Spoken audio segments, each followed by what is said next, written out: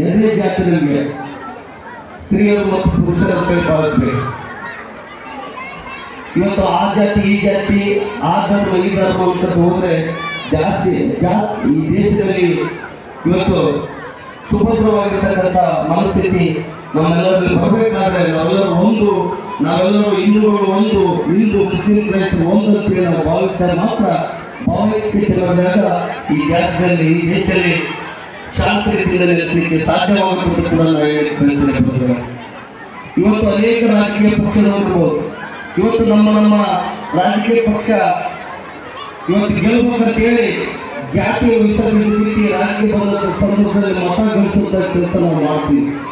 ಅದನ್ನು ಕೂಡ ನಾವು ಕೂಡ ರಾಜಕಾರಣಿಗಳು ಗಮನಿಸಿ ಇವತ್ತು ಈ ದೇಶದಲ್ಲಿ ಇರ್ತಕ್ಕಂಥ ಪ್ರಜಾಪ್ರಭುತ್ವ ಉಳಿಬೇಕಾದ್ರೆ, ಈ ದೇಶದಲ್ಲಿ ಇರ್ತಕ್ಕಂಥ ಅಂಬೇಡ್ಕರ್ ಬರೆದಿರ್ತಕ್ಕಂಥ ಸಂವಿಧಾನ ಉಳಿಬೇಕಾದ್ರೆ ನಾವು ನೀವೆಲ್ಲರೂ ಮನಸ್ಥಿತಿಯನ್ನು ಚೇಂಜ್ ಮಾಡ್ಕೊಳ್ಬೇಕು. ನಾವೆಲ್ಲರೂ ಮನುಷ್ಯರು, SC ST minority backward general ಅಂತೇಳಿ ಭಾವನೆಯನ್ನು ಕೂಡ ನಾವು ದೂರವಿಸಬೇಕು. ಅಸ್ಪೃಶ್ಯತೆಯನ್ನು ನಾವು ನಿವಾರಣೆ ಮಾಡಬೇಕಾಗಿದೆ. ಅದಕ್ಕೆ ನಾವೆಲ್ಲರೂ ಡಾಕ್ಟರ್ ಬಾಬಾ ಸಾಹೇಬ್ ಅಂಬೇಡ್ಕರ್ ಅವರ ಹೇಳಿದಂಗೆ ನಾವೆಲ್ಲರೂ ಶಿಕ್ಷಣವನ್ನು ಪಡೆದುಕೊಳ್ಬೇಕು, ಸಂಘಟನೆ ಮಾಡಬೇಕು, ಅದಾದ ನಂತರ ಹೋರಾಟ ಮಾಡಬೇಕು.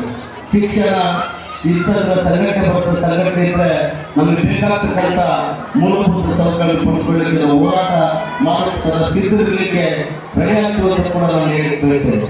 ಇವತ್ತು ಸ್ಟೂಡೆಂಟ್ ಲೈಫ್ ಈ ಗೋಲ್ಡನ್ ಲೈಫ್, ವಿದ್ಯಾರ್ಥಿ ಜೀವನ ಬಂಗಾರ ಜೀವನ. ಈ ಜೀವನ ನಮಗೆ ಸಿಗಲ್ಲ. ನೀವೇನು ಅನ್ಕೊಂಡಿರ್ಬೋದು ವೇದಿಕೆ ಮೇಲೆ ಇದ್ದಾರೆ ಎಲ್ಲರೂ ಇವತ್ತು ಯಾವ ರೀತಿ ಮುಂದೆ ಬರುತ್ತೆ. ನಾವು ಯಾರು ಬಹುಶಃ ಆಲ್ಮೋಸ್ಟ್ ಡಿಗ್ರಿ ಓದಿದ್ರೆ ಆಗಿಲ್ಲ, ಬಹುಶಃ ಸ್ವಲ್ಪ ಜನ ಇರೋದು ಅರ್ಧ ಮತ್ತು ಓದಿದ್ರೆ ನಾವು ವೇದಿಕೆಗೆ ಅಲಂಕರಿಸ್ತೀವಿ. ಅನಿವಾರ್ಯ.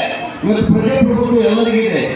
ಇವತ್ತು ಅಕ್ಷರಸ್ಥರಲ್ಲಿ ಅನಕ್ಷರಸ್ಥರಲ್ಲಿ ಇವತ್ತು ಮತದಾನ ಡಾಕ್ಟರ್ ಬಾಬಾ ಸಾಹೇಬ್ ಅಂಬೇಡ್ಕರ್ ಕೊಟ್ಟಿರ್ತಕ್ಕಂಥ ಒಂದು ಮತದಾನ ಈ ದೇಶದ ಭವಿಷ್ಯವನ್ನು ನಿರ್ಮಾಣ ಮಾಡುವಂಥ ಕೆಲಸ ಮಾಡ್ತಾ ಇದೆ. ಈ ದೇಶದ